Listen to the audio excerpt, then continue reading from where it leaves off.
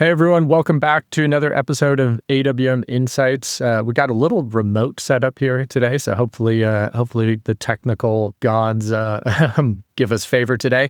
But wanted to spend a little bit of time speaking to the newly minted professional athlete. Right, we just had the Major League Baseball draft. It was the Futures game, an All-Star game a few days ago, and so kind of taking a step back and focusing on that audience. I think the conversation will be really interesting to anyone who's a listener, a frequent listener, but certainly just given the time in the calendar.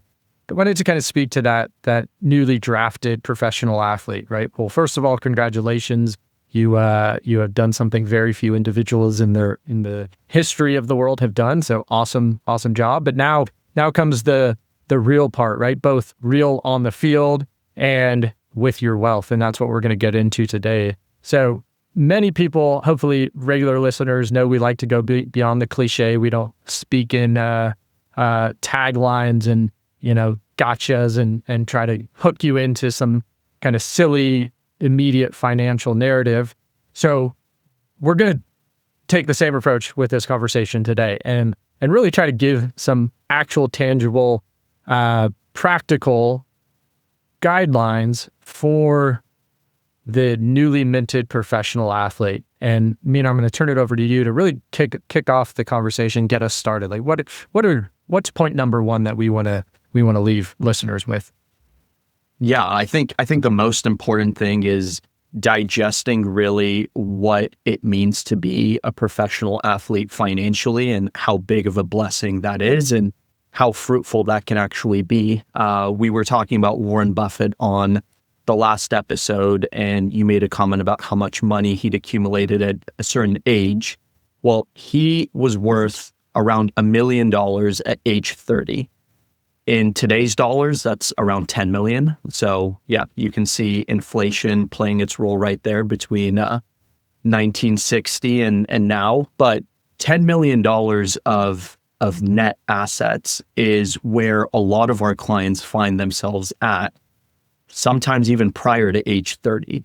So taking a step back and seeing that this foundation and the level of wealth that you're actually building right now can really grow into something phenomenal. Warren Buffett's worth $141 billion today with a B.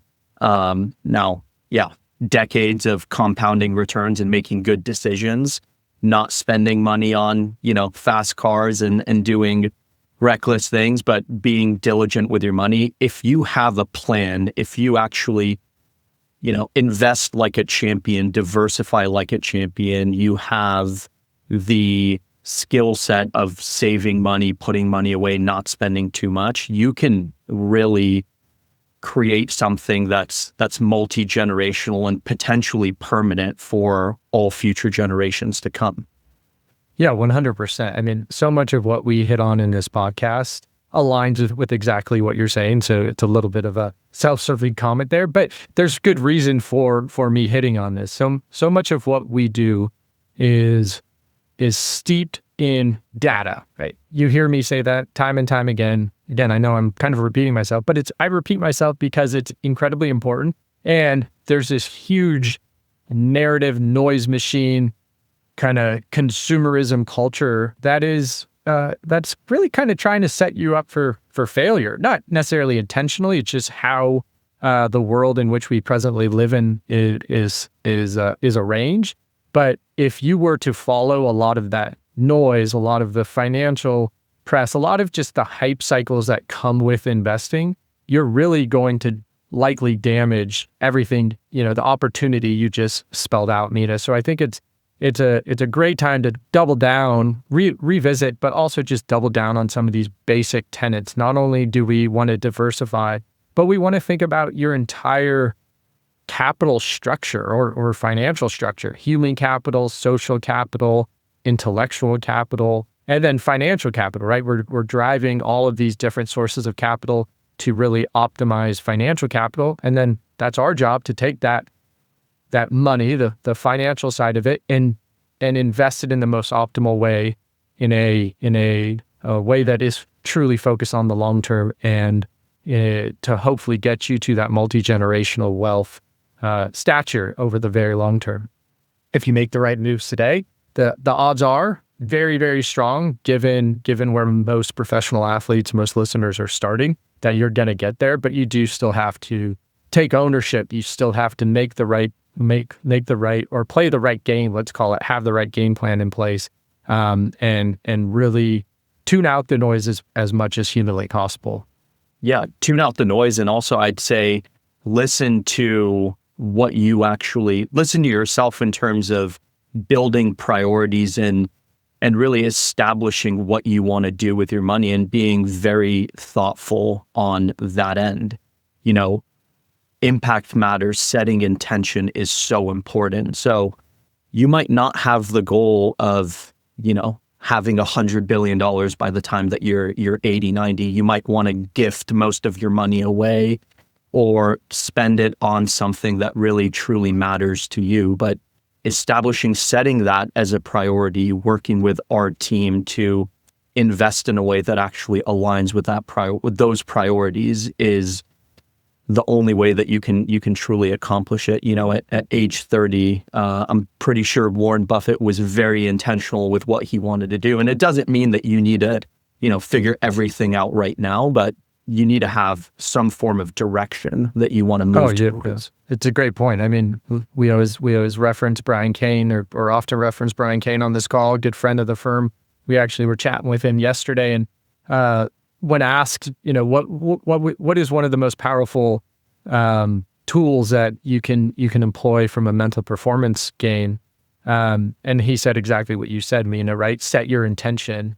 Now, then you have to put together an action plan to actually support and execute on that. And that's certainly very, very true when it comes to investing. So, right, you're going to hear from us. Money is a tool to accomplish what is important to you. Well, you need to define what's important to you. You need to set that intention. It doesn't need to be set in stone. It changes over time. It certainly has for me as I've grown in life and started family, and as my kids have aged and all that stuff. It ebbs and flows, but directionally, having direction and then a plan in place to support that direction, to support those priorities, to support that impact really at the end of the day is huge, especially as you're coming out of the starting gate here. It matters. It matters just as much as it does, 20 years down the line, 30 years down the line. So great reminder on all those fronts. If we could put together a couple pillars for the recently minted professional athlete, Mena, let's throw out just four simple reminders for listeners. Yeah. I always start at discipline because that's one that's front and center for me. But being disciplined is super, super important. You are disciplined on the field. That is one of the many reasons that our clients are in the positions that they're actually in. You also need to be disciplined off the field with your investment portfolio, with the opportunities that come in, people trying to sell you on the next cryptocurrency, which we'll get into a little bit on the next call. But you need to be disciplined and you need to follow the plan that you've set after figuring out what your intention is. Diversification, essential. It's absolutely essential. Investing in public markets, investing in private markets, investing internationally, also in real estate, and also investing in yourself. A lot of the times, your health, your wellness, you are your own most valuable asset, and making sure that you invest in yourself in implicit and explicit ways. You invest in recovery, but you also invest in a team that helps you actually manage your money so you can focus on what matters. I'd say that's super important, and that's a way where you can diversify your physical capital, your human capital, your social capital.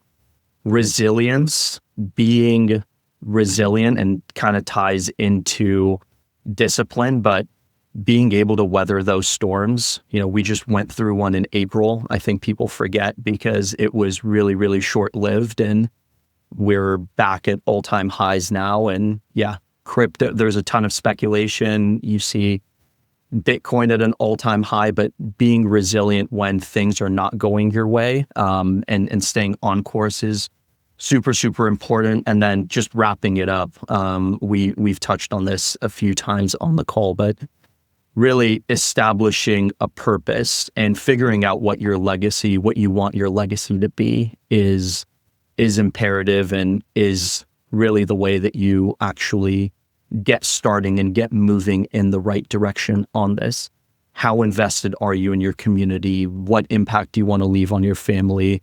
What impact do you want to leave on future generations?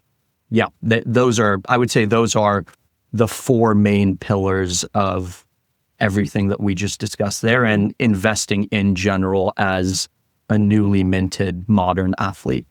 Yeah, no, super helpful. And as we wrap, it probably goes without saying, but right, you're basically in the first pitch of the first game of a 7-game series, right? So this is very much a long-term endeavor.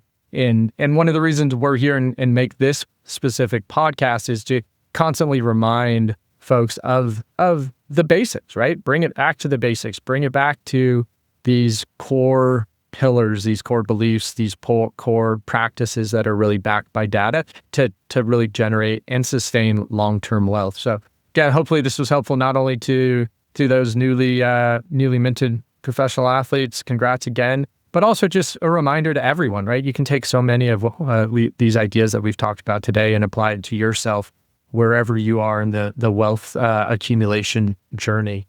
So with that, we will wrap and hope to see you next time. Again, let us know if you have any feedback on the podcast or topics you want us to cover, and we will certainly address them. But until then, own your wealth, make an impact, and always be a pro. Thanks for listening.